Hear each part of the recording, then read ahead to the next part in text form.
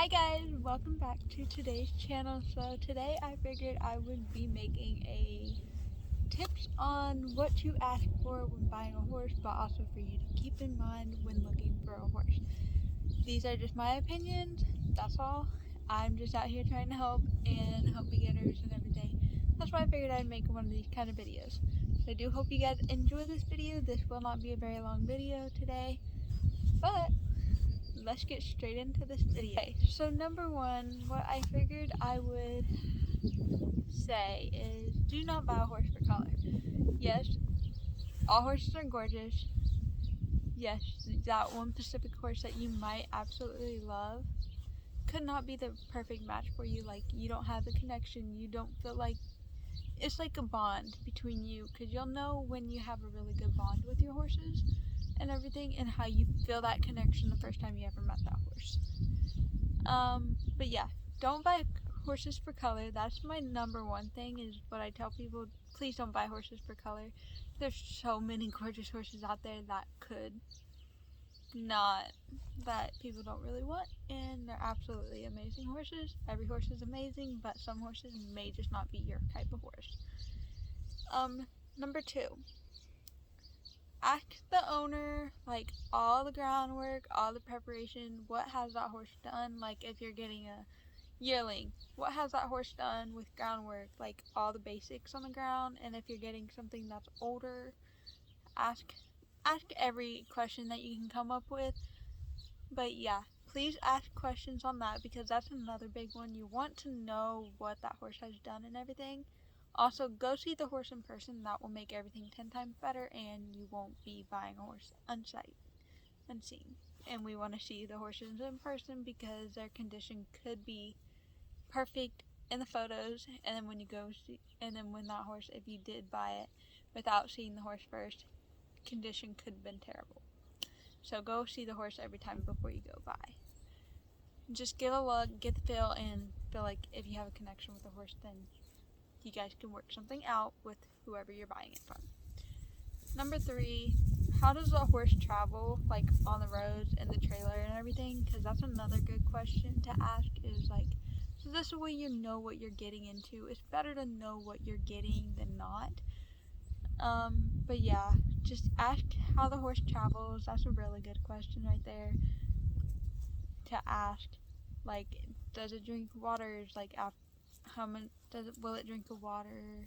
But a lot of times horses will only drink out of certain colors of water buckets, so you also got to figure out the color that horse drinks out of water buckets. Usually all my horses are blue, is what they drink out of.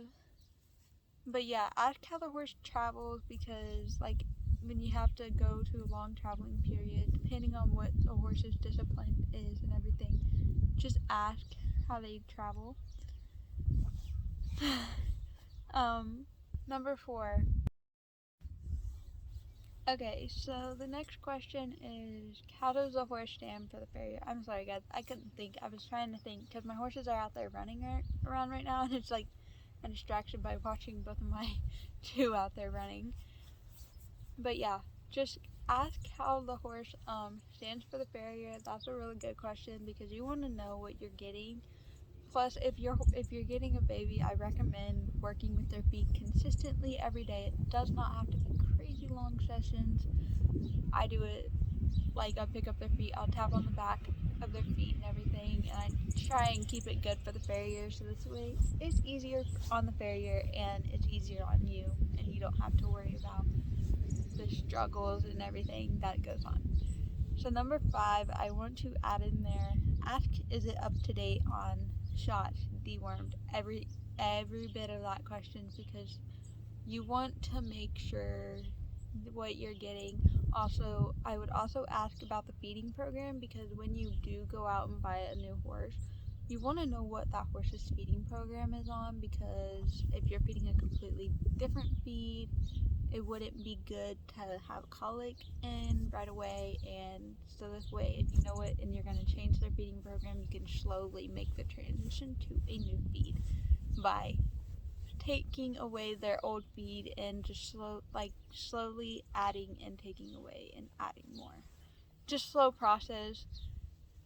But yeah, those are questions I would personally ask the people, whoever I'm buying it from, which more than likely I will probably not be buying a horse from somebody for a long time, is because I have Mustangs and I really enjoy my Mustangs. I have 2 Mustangs, 1 quarter horse, and I've had my quarter horse since I was little. So my Mustangs are I really enjoy them a lot.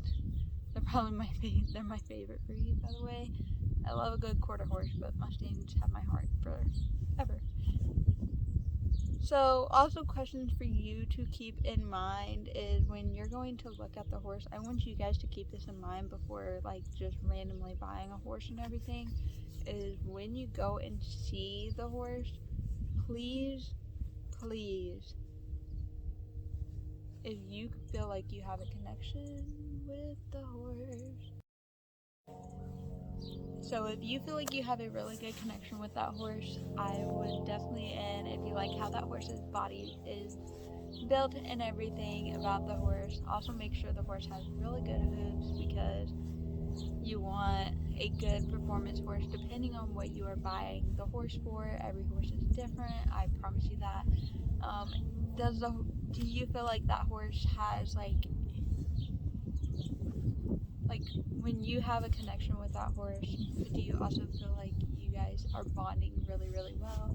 Because if you have a good bond between a horse and a rider, it's amazing bond and everything, and that's a bond that no one can break. Plus, also having a really, really good somebody around there to help you look for horses are also really good, because if you can find somebody that will be there to help you, and if you are a new buyer, definitely find somebody related into the horse world and know what they are talking about.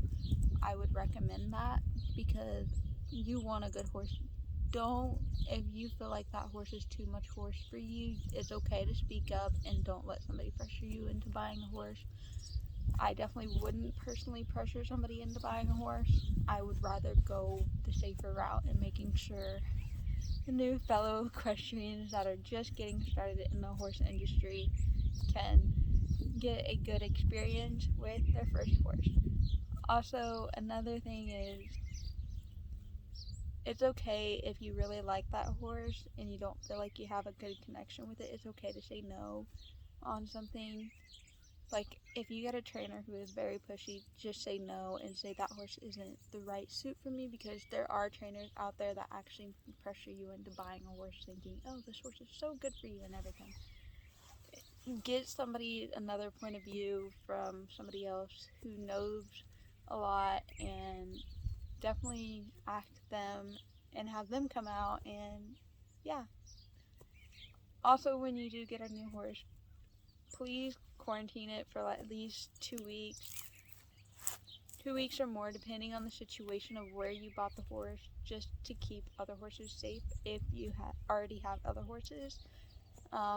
That's just to play the safe route. You don't want sick horses, and I don't want you to have sick horses either, because it's just a big vet bill, and we don't like that. But we love our horses, so. But yeah, also get your tack fitted for that horse. It will help you in the long route, and you'll be able to ride your horse longer if you have every correct tack and everything on. Okay, I forgot to say this in the video, but also I wanted to add in, whenever you are going to look at the horse and everything and they are saying that horse is rideable, please have whoever you are buying that horse from, whoever, have them ride that horse, show you that that horse is rideable and that horse knows how to lope, knows how to do all the basics and stuff like that. That will help you out in the long run and keep you safe from getting bucked off a horse that they could have been lying about the whole time. So that would just really help you, and I'm trying to keep you guys safe. That's why I'm making these videos. So yeah, and then you can go from there from what you have seen with the horse and everything. So hope this helps. But those are just my few tips. They're not a lot. They're just some things I recommend. I honestly do not mind beginners or people reaching out to me asking what should I look for in a horse and everything. I am always willing to help riders out there and help starters who are trying to get into the industry. most definitely out there trying to help you all, because that's my goal, and that's why I'm working my way up to a professional horse trainer to help all my beginner riders out there and everything. So I hope you guys find this video educational, or if you have more questions, please leave them down in the comments below. I am always willing to answer. I do reply back. Also, go give my Instagram a follow. If you have more questions to ask, you can always message me, and I'll put what it's called up there. Same thing as my YouTube, but I'll just put it up there just so you guys can see.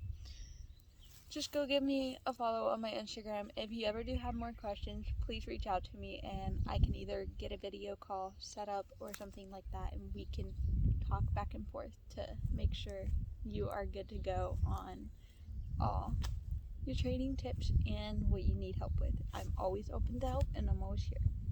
So I hope you guys enjoy this video. I will talk to y'all next time. See you in the next vlog. Don't know when I'll be posting that, but stay tuned for it, because you're going to be following along. If I get accepted in a Mustang challenge, you'll be following along on the journey of me going to get the Mustang and everything with that. So hopefully, and that will be in May. Don't know when I will release the video. I'll probably release it Monday or something, depending. But yeah, so that will be happening in May. There's another horse that I want you guys cannot wait for you guys to follow along his journey. He has been started under saddle. He's only had 3 rides on him and everything, and he's doing amazing. And I'll be putting a video of once he gets a few more rides, and I'll be making a video of that together, which I cannot wait for y'all to see.